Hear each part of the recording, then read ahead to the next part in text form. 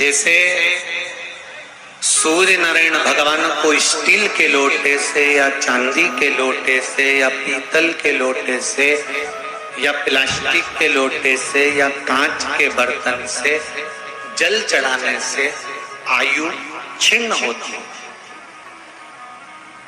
क्या समाप्त होती है?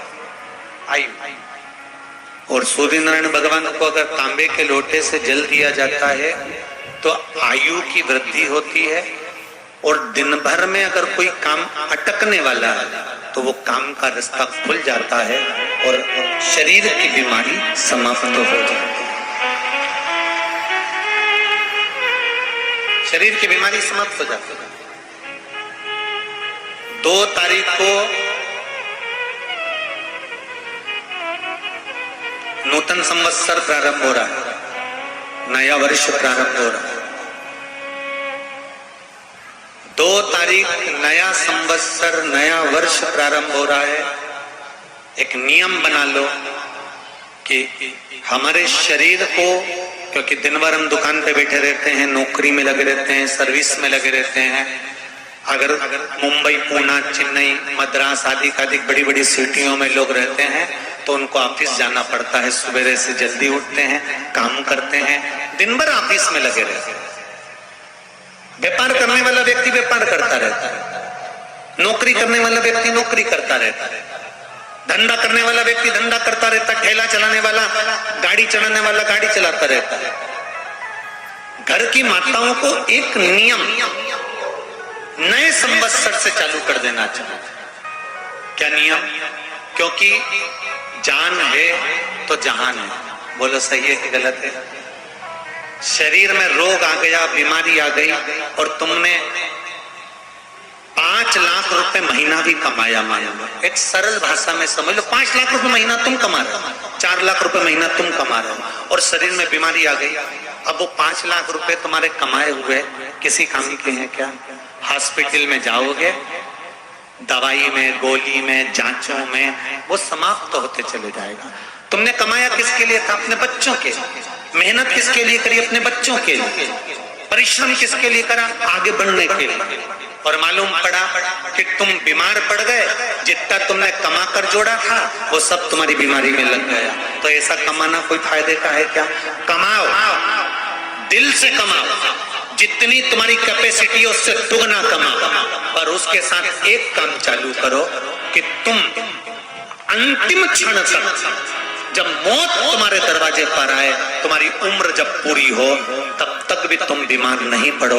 उसके लिए एक काम चालू कर दो कि नए साल से हमें तांबे के लोटे में पानी भरना है, सिर से 8 इंच ऊपर रखना है, सूर्य को अर्घ देना है, और जो पानी नीचे गिरेगा उस पानी में से सूर्य का दर्शन करना है। वो पानी जब हमारे शरीर के इस हृदय रेखा के सम्मुख से, इस कपाल रेखा के बीच में से, मध्य से उस पानी की धार जब सूर्य की किरण देगा तो हमारे शरीर में कोई बड़ी बीमारी, ना कैंसर, ना लीवर, ना किडनी, कोई अटैक आ ही नहीं सकती। मेरा बच्चों से भी निवेदन है कि आप अपने पापा से कहो, आप अपनी मम्मी से कहो, और बड़ों से निवेदन है वो अपने बच्चों से कहो। बुजुर्ग माताओं से निवेदन है, अगर आप अपने बच्चों को सुखी देखना चाहती हो, बीमारी में पैसा नहीं लगाना चाहती, आप अपने बच्चों को अंत समय अपनी आंखों से उसको तड़पता हुआ नहीं मरना देखना चाहती, तो सूर्य को अर्घ देना चालू कर दो। क्योंकि सूर्य की किरण जल के साथ जब इस शरीर पर पड़ती है तो शरीर में कोई बीमारी टिक ही नहीं सकती। ये श्रीमद् शिव महापुराण की कथा है। ये ज्योतिष शास्त्र कहता है, रंग शास्त्र कहता है।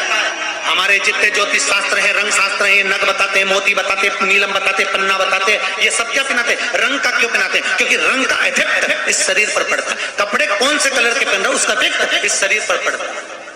उसी तरह 8 इंच ऊपर मस्तिष्क से तुम्हारा हाथ होना चाहिए, तांबे के कलश में जल होना चाहिए, और सूर्य को देखकर उस जल की धार में सूर्य को जल दीजिए। जिंदगी में बीमारी तुमको नहीं घेर सकती, और बीमार हो भी गए हो तो 15-20 दिन करके देखने में कुछ नहीं जाता। बात न मत करना, श्योर वाला हमारा झूठ बोल रहा होगा, उसमें क्या दिक्कत? क्यों कह रहे हैं, क्यों बोल रहे हैं? उसका एक कारण है, आज के समय में लोग 80 साल और 90 साल के होकर नहीं जा रहे भाई। आज के समय में लोग अटैक आता है, बीमारी आती है, कैंसर हो गया, शुगर हो गई, बीपी हो गया, 60, 70, 75, 55, 40 में लोगों के प्राण छूट जा रहे हैं। अगर ये पूरी पृथ्वी युवानों से जवानों से अगर विहीन हो जाएगी तो किस काम की? तुम्हारा कमाया गया धन किस काम का होगा? कौन कौन ले रहा है नियम? आज से 2 तारीख से नियम बना लो कि नूतन वर्ष से 1 तांबे का लोटा जल सूर्य नारायण को अर्घ देना है हमको प्रतिदिन। घर का चाहे छोटा हो चाहे बड़ा हो, जिस बच्चे को रोज बुखार आता हो, निमोनिया हो रहा हो, जिसका लीवर किडनी डैमेज हो गया हो, वो नियम बना लो 15 दिन के अंदर 20 दिन के अंदर डायलिसिस में अंतर आ जाएगा तुम्हारे। तुम कर तो देखो, प्रभाव करे।